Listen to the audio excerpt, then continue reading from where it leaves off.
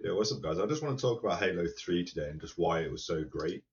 Um, this game just had everything.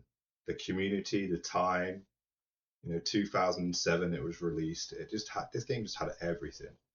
I just want to revisit it for this video and just talk about this for a minute. You know, people talk about Halo and Halo is pretty much dead today. Halo after Halo Reach, it was just hard. It just went downhill fast.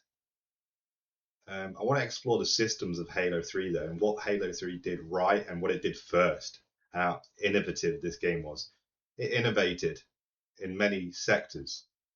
Um, First of all, Xbox 360 had achievements. Um,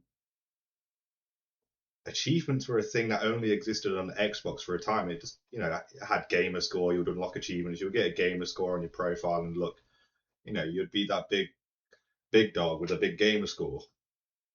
Um, but what Halo 3 did, it had Forge mode where you could actually edit maps and customize maps, and this would allow for crazy custom games and crazy custom stuff happening. The customs in this game were wild. You could do anything, and that was just custom games. But another thing Halo 3 did right was its matchmaking. You know, back then in 2010, there weren't a lot of games with matchmaking, and there weren't a lot of games with true skill ranking system. Halo 3 had a true skill. It had the MLG playlist 1 to 50. It had Team Slayer 1 to 50. It even had a Halloween playlist at one point, 1 to 50, which was this infected game mode. It had Lone Wolf game mode, 1 to 50, free for all, 8 players. And you had to master. If you wanted to get to 50, you had to master this game. Um, Many people didn't even make it to 50. You would have to win 5 games in a row, and if you lose once, you'd go down a notch. So it was incredibly hard to make it to a 50, to the point where people would make accounts and they would sell level 50s and stuff like that. But in my opinion, that was great because it just made the game real. It made the game tough. It was serious. Um, People talk about Halo 3 and sprint, and this is a big hot topic. And it's like, do we need sprint? Do we not need sprint? And in my opinion, you don't need sprint. There was plenty of movement tech available in these games in Halo 3 as it was. You had Gandhi hopping, you had sliding, hidden ghost ledge jumps. You had to have total map knowledge to incorporate all of these things. And many more movement tech. People were jumping, shooting icicles, jumping off the icicle. People were sliding. You'd crouch and you would slide off slanted surfaces. Uh, there was just so much movement. Not to mention MLG would have 10% faster movement speed, higher strafe speed. MLG settings also had, you were slightly weaker in MLG. You'll die a little bit quicker in MLG. So there's all these kind of movements. So I don't know why people push sprint so much when Halo 3 had so much. You had grenade bounces, rocket bounces, Gandhi hopping. You would bounce your head off a corridor and Gandhi hop in and hit a strafe as you land. Obviously, there was a famous strafe called the SK strafe where your legs would twitch in a certain way. And how you would do that, you would come down off a jump, hit the floor, and you would strafe, and it would make your legs flick. Stuff like that. There was so much mastery in this simple engine. The graphics are absolutely timeless. The soundtrack is absolutely timeless. Not many games had a lot of physics. This game had perfect physics that would create funny moments. People hit a grenade and you'll get hit by a cone, and the cone would headshot you. Stuff like that is just funny. You had many people who would you would have these hidden league gamer players who would take the lead, and with map knowledge they would hide out of bounds and level up that way. They would take the lead and then they would do crazy out of bounds technique. Like, it was super rat gameplay, but it was crazy techniques to get out of bounds. HLG, if you know, you know. There's all this crazy stuff. And it was just the early console scene of competitive gaming. This is when it all started to pop off. You had those early teams like Straight Rippin' and Final Boss. You had all the legendary players like T Squared, Snipe Down, Walshy. And some of those people are still successful today. I know Snipe Down's a big streamer. He played Apex Legends a lot.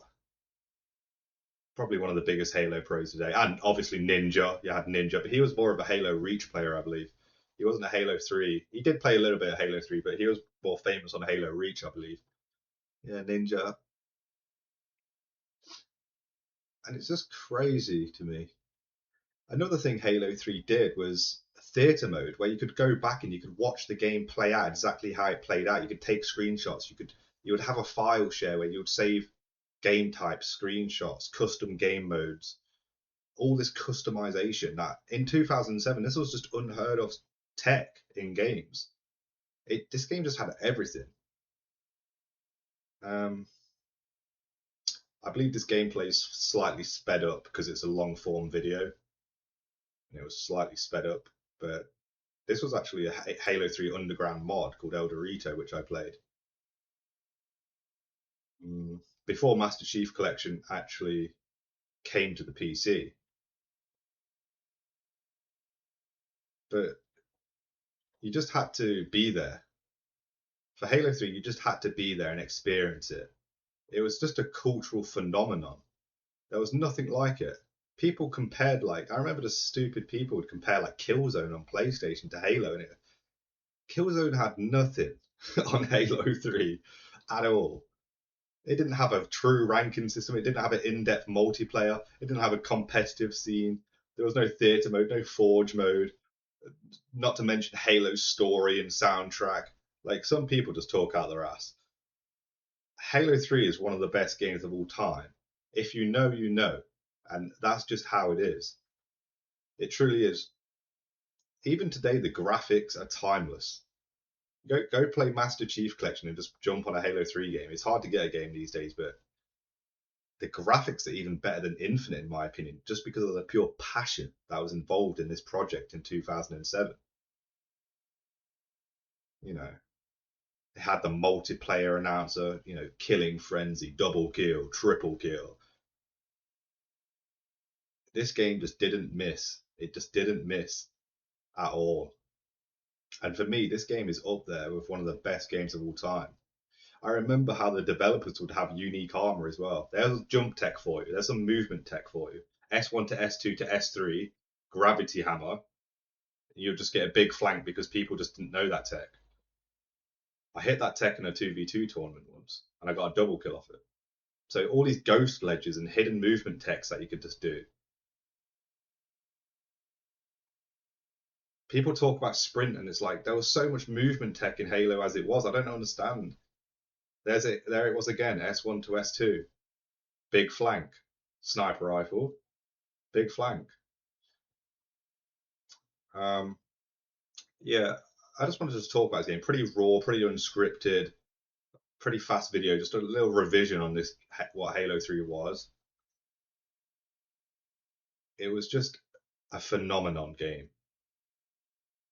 The amount of custom game modes like Infection and Fat Kid HD, where there'd be a slow infected and it would create fast infected, the race game modes, the jumping maps. It was for console, this was insanity. Obviously, PC had Counter-Strike and Half-Life 1 mods, but for console, Halo 3 was the king of customs and game modes and competitive scenes and true skill. Just like I said, this game just had everything, man. I just wanted to touch on it. I just wanted to touch on this game. Pretty fast video, but I just wanted to make it and just talk about it and just watch it for a second.